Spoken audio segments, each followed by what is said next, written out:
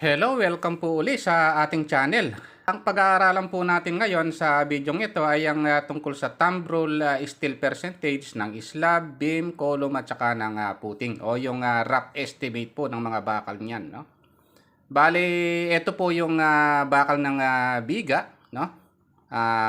Yung pong sa poste, pag-uusapan rin po natin yan, no? Beam, column at saka po yung bakal ng slab, yung mga rough estimate niyan, no? Kung ilang percent, tsaka po natin ko-computein mamaya. And then, saka po yung bakal ng footing.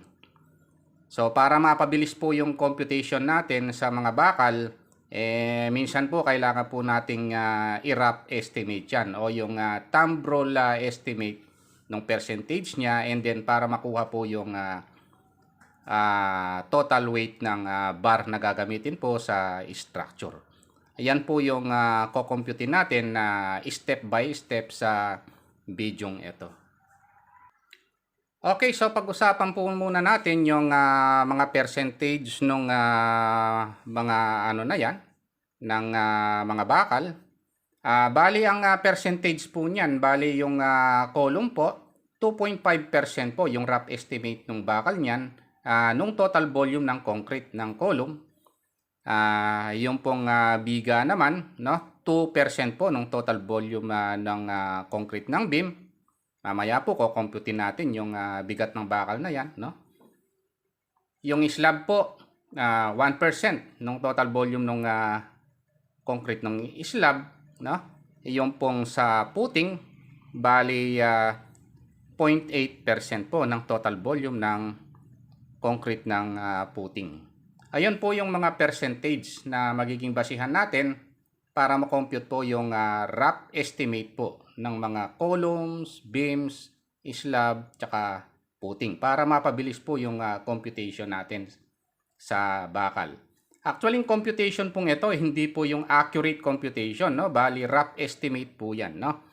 Pero, bali, kung magra-rough estimate tayo, kailangan na dikit naman po yung rough estimate na yan, dapat doon sa accurate estimate or yung tinatawag na detailed estimate.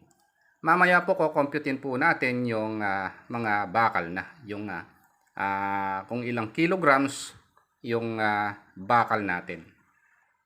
Okay, tingnan na po natin yung mga given, no? Ito pong given para makompute po yung concrete and then makompute po yung rough estimate ng bakal. Yung cross section po ng poste natin 0.3 meters by 0.4 meters, no? 0.3 po yung width, no? And then yung length po niya is 0.4 meters. And then yung height naman po, no? Ito po 'yon, no? Yung buo na po na 'yon, no?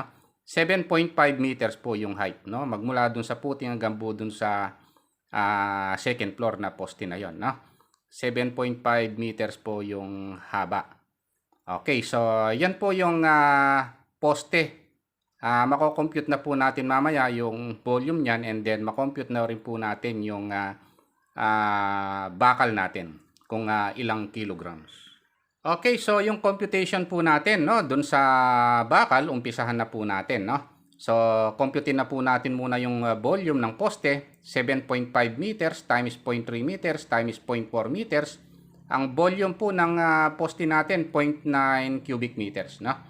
Since siyam po yung poste na yon, bali ang total volume 0.9 cubic meter times 9. Ang total volume po ng poste natin bali 0.9 times 9, 8.1 cubic meters. Ito po yung volume. Ngayon, yung weight ng bar po, mako-compute na po natin, no? Yung rough estimate ng weight ng bar natin. Yung formula natin, total volume times density ng steel times yung steel percentage, no? 8.1 cubic meters times 7,850 kilograms per cubic meter times 2.5%, no? I-divide lang po natin ng 100 para mawala yung percent na yon, no? Bali magiging 0.025 na po yan, no? Para ma-compute po, 8.1 cubic meter times 7,850 kilograms per cubic meter times 0.025 po, no? Ayun, inaalis na po yung percentage, no? Yung weight ng bar natin is equal to 1,589.6 kilograms. ayun po pala yung 2.5% ng 8.1 cubic meters. Ayun, ginamit natin itong formulang ito, total volume times density ng steel times steel percentage. Yung pong pag-compute ng slab man yan, no? Beam man yan, puting man yan, kunin nyo lang po yung volume nila, no? Once na na-compute nyo na po yung total volume, gamitan nyo po ng formulang ito, total volume times density ng steel times yung steel percentage po na binigay ko, no? Meron po tayong mga percentage na pinakita kanina. Gamitin nyo lang po. Mako-compute nyo na po yung bigat ng bakal na kailangan natin, no? Ayun po yung step by step na paraan para ma-compute po yung rough estimate ng bakal natin sa poste, sa biga, sa slab at saka dun sa puting natin. Okay, so kung nagustuhan nyo po itong video ko, pakipindot lang po yung like, subscribe, tsaka notification bell sa baba. Thank you very much and God bless po sa inyong lahat.